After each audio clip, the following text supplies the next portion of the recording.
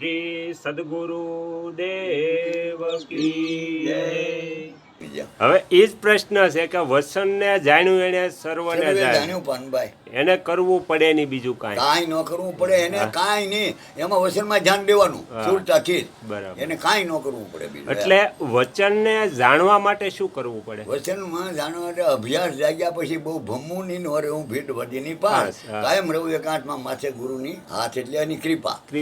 અમને માથુભાઈ ત્યાં હું જેઠો બેહણામાં કે આ તો ડૉક્ટરને તમે માથાટ નહીં કહો તે બહુ સુધરી ગયા. મેં કે માથાટ નહીં કે કોઈ હજરતો નથી તો તું હાલો ને બધાને માથાટ નહીં કીધું. મેં કે જેવો જ એનો અભ્યાસ એવો મને આગળ આવે છે. બરાબર. ગુરુ તો બધાને હોય છે, નિહાળિયા બધા પાસ થતા નથી.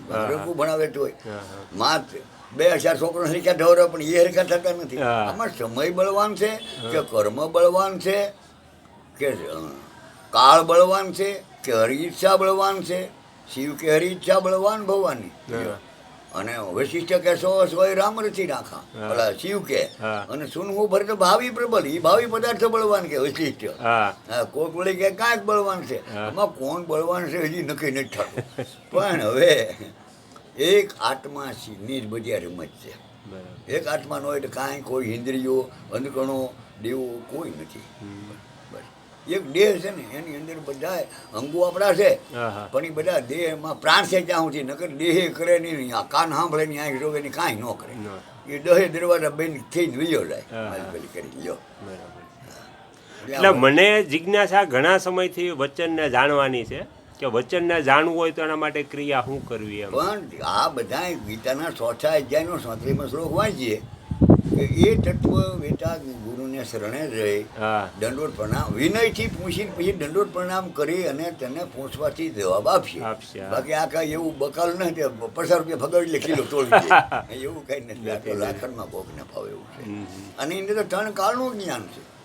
આ કોમેરા મેકા છે પણ ઘટના બનેલી બતાવે છે.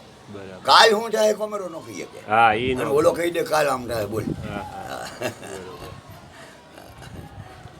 એટલે આપણે આત્મ સાક્ષાત્કાર ઘણા કહે કે મનુષ્ય જન્મનો હેતુ છે કે પોતાને ઓળખવો, હું કોણ છું, આત્માનો સાક્ષાત્કાર કરવો. તો આત્મ સાક્ષાત્કાર કરવા માટે શું કરવું? એમ આપણે એની ક્રિયા શું છે? તારે સપનાને ન ગમતું પૂરું કરવું જ જાગી જવું પડે. જાગ્યા પછી તું ક્યારે ખોટું થતો તો હિજ ને દોડતો હતો કે હરખાતો હતો કે બીતો હતો. લાભ છો તું હરખાતો હતો, પછી કોઈ મારવા જોડે ત્યારે બીતો હતો. અને ના કીધો જ ખોટું છે એ ન કહેવાય. એમાં એમને સોડ્યા પછી ના આ ખોટું હતું એમાં. આ જગતને ખોટું આ આત્મભાવ થયા પછી થાય છે. આત્મભાવ નથી થતો. આત્મભાવવાળા જાહેર છે, હેરાન કરી દીધા વિષ્ણુએ કંઈક ને. હા બળી દાદા કે આપણું કાંઈ છે નહીં, દેહ જ નથી ત્યાં તો આ પૃથ્વી આપી દે મને. જલરાને કહે બાય તું બ્રહ્મને બાય ન હોય તારી બાય આપી દે ને ત્યાં લઈ જાવ. શું કરવું? આ બધા આવા હરિશ્ચંદ્રને એમ થયું કે સત્ય મહાન હોય તો સત્ય તારા અયોધ્યાને શું કરવું? સત્યને રાખ, તમે રાખો ના કેમ પાડું? આ મિથ્યા છે એમ તારે શું કરવું? એટલે આ બધા જાહેર થવામાં ફાયદો નથી. બરાબર. જાહેર થવાવાળાને હેરાન કર્યા છે. પણ આમ એ જરૂરી તો ખરું ને કે મનુષ્ય જન્મ આપણને મળ્યો તો એના માટે આત્માની ઓળખાણ કરવી જરૂરી છે? એમ કે આત્માની ઓળખાણ મનને થાય છે. આત્મા તો તારી ઓળખાણ તું થોડી કરી નહીં. આ મનને નક્કી મન તો હજરી જિંદગી હેતરે એવું છે. બરોબર. આ મન કી કરતી કહું ને જાણ શકે છે આ બધાય કરે મુખ છે. આ મન જોઈ છૂટવાના ઉપાય કરે કે જપ કરીએ તો જપ કરીએ તો આને કાંઈ કરવાનું નથી. ગંગાજી કહે છે કે આત્માને કાંઈ કરવાનું કર્મ રોતા નથી.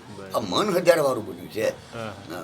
મન જેનો અભ્યાસી બની જાય એને સતત ઈચ્છીતી રહે. એટલે જોઈ છૂટવા કા ઉપાય કરે ને સોઈ ડેટ કરી બંધન કરે છે. યોગ કરે, યોગ કરે તો સિદ્ધિ પ્રગટ થાય, બાકી ને કાંઈ મુક્તિ ન થાય. અને યોગ કરે યજ્ઞ કરે તો પૂર્ણ થાય. રાજા થાય નરકે જાય, પાછો રાજેશ્વરી નરકે સુઈ હોય. અને કયેક ને યજ્ઞ કરાવીને કપાવીને કાપું વહ હટાવી ગયા. એમ જટા રખાવે પૂની કેસ ખેંચાઈ પૂની વિભૂતિ લગાવી કંઈક નાગા ફરજ હે પણ વિના આત્મભાવ છૂટેની માયાની કાંઈક સુંદર કે આપણે ભ્રમથી મળે છે. હજી હું તેને જ્ઞાન આપું ને ત્યાં સુધી બે આપણે અજ્ઞાની છીએ. હા ત્યાં સુધી મને આ એમની અધરજી કે મારા જ્ઞાન ઘણું છે તાકે તમે આમ કરો ને કૃષ્ણ ભગવાન કે ગોપીઓ હળે સગુણ બ્રહ્મને માન્યા કરે મને મારા મોહમાં ફરસાણી એને તમે મુક્ત કરી ગયો. તે પછી અહીંયા ગયા એ કે ભાઈ તમે સગુણ નાશવંત છે, કૃષ્ણને રામને અવતાર છે વિષ્ણુના, શંભુ મનુને કીધું માગ ત્યાં કે મારે તારી જેવા દીકરા રોવે. હવે એની જેવાની કે હું શું એ અવતાર એને કરતો અવતાર નહીં ભગવાન. હા અને તમે એ દેહને રહેવા દો, ભગવાનને માનો, તમે જ બ્રહ્મ છો. હા ચા કે તમે હું એ બ્રહ્મણ છું, તો બ્રહ્મને બ્રહ્મ બોધ દેવ આવ્યો બહુ કહેવાય. હા, એવું છે. બ્રહ્મને બ્રહ્મ અને બ્રહ્મનો મોક્ષ તમે કરવા આવ્યો સારું કર્યું. એ કે રાધા હું હારી ગયો. હવે એ કે જે વેહ પહેરાય ભરવો, હા બ્રહ્મને કાંઈ બંધન મુક્તિ જ નથી. તમે કોને જ્ઞાન આપો? ગુરુ કોને જ્ઞાન આપે? આત્માને બંધ ગીતાનો બીજો અધ્યાય બોલે કે બંધન મુક્તિ જ નથી. નથી. તો હું લેવા બોધ લ્યો? બોધ આ મન જો હધરે તો હા મન કાંઈ બીજાને હટા પહેરીને હા તો હક બસ, બીજું એને સામાન મળે કે ન મળે આપણે ક્યાં રોવાનું છે?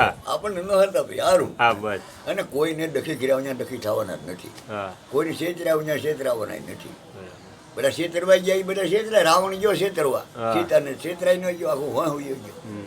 વિષ્ણુ ભગવાન જેવો જાલંધરનું રૂપ લઈને ખોટું બોલ્યો. હા. જાલંધર હોઉં, હા. પથ્થરનું થઈ જવું પડ્યું. હા. ગુનો કોઈ નકો થાય નહીં નહીં તો બરોબર. ત્યારે પછી કોણે નથી ખોટું કર્યું. અને બધા પુરાણોમાં જે લખ્યું છે ને એ સાંભળી લેવું, એમાં માથે નહીં મારવાનું. આગળના વિડીયો જોવા માટે આ ચેનલને આ રીતે સબસ્ક્રાઈબ કરો અને આવનારા વિડીયોનું નોટિફિકેશન મળી રહે તે માટે બેલ આઇકન પણ દબાવો.